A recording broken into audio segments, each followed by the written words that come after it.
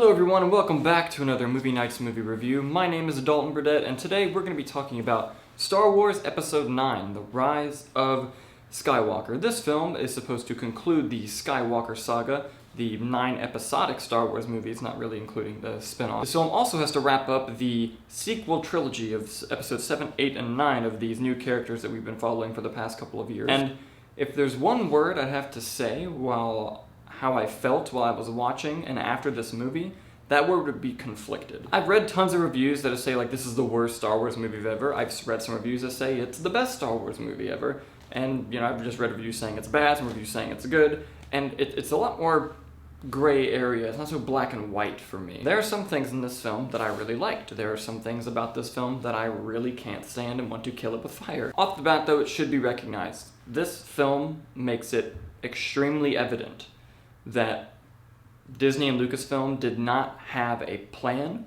for where their trilogy was going. They just decided to go a movie at a time with a different filmmaker at a time, and that kind of backfired on them for just not having an overarching story set for these filmmakers to come in. You cannot convince me otherwise that the events in this film were planned from the beginning. You can't. I won't believe you. And unfortunately, this film also feels like damage control on Disney and Lucasfilm's part in response to a lot of the negative reaction the last film got, which was only, there are some people who really like that movie too, but it was very evident how angry some people were, and they literally undo some decisions that were made in that film, and that was kind of troublesome. And while I don't like every decision that was made in the previous film, I also don't think that it should just be ignored. And it's not completely ignored. They do respect some aspects of that film. One of the things I like about this film is Kylo and Rey are still kind of force-connected, and those scenes with those two are awesome in this film. JJ kind of puts his own spin on them.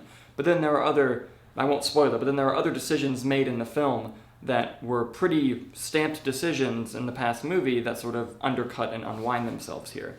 And that's one of the things I really didn't like. And also, while I don't like many of the story choices made in the previous film, I loved how it was constructed and how it felt as a movie. I like about 80% of the choices made in The Rise of Skywalker, but I can't stand how it was constructed as a movie. It was very convoluted, very messy, especially the first act. I thought the first act of the movie was kind of abysmal. It does find its footing about halfway through the movie. It was almost too little too late at that point, but there is a lot of entertaining stuff. This film, for one, is just non-stop, high-paced action. And JJ knows how to shoot action. The action sequences are incredible in this film. You also do get some genuine character emotion moments that feel very motivated. And even if there's something that you decided, I hope they don't do this in the movie, they do things in an extremely well-constructed, well-thought-out way. That was genuinely surprising. Also, there are scenes in this movie, there's two that come to mind, that literally felt like Disney was scrolling through Twitter and was like, fans want to see this happen, so let's just make this happen, even though it kind of doesn't make sense at all. It's very distracting. And if I had to really wind down how I feel about the film, I would say this. I'm someone who absolutely adores The Force Awakens. That is my third favorite Star Wars movie. I did not love The Last Jedi, but I did not hate it either, which is kind of how I feel about this film, but for different reasons. But something that was very evident with both Force Awakens and Last Jedi is that The Force Awakens was clearly made by J.J. Abrams. It was a J.J. Abrams movie. The Last Jedi was clearly made by Rian Johnson. That was a Rian Johnson movie. This film was clearly made by a committee of Disney executives, with JJ just kind of doing what he can. This felt very puppeteered as a film, and it really bled through every scene in the entire movie. But ultimately, I don't hate this movie. I've read some reviews of people saying it's awful. I don't think it's awful. I don't think it's great either. I've also read reviews saying it's great. Don't think it's great.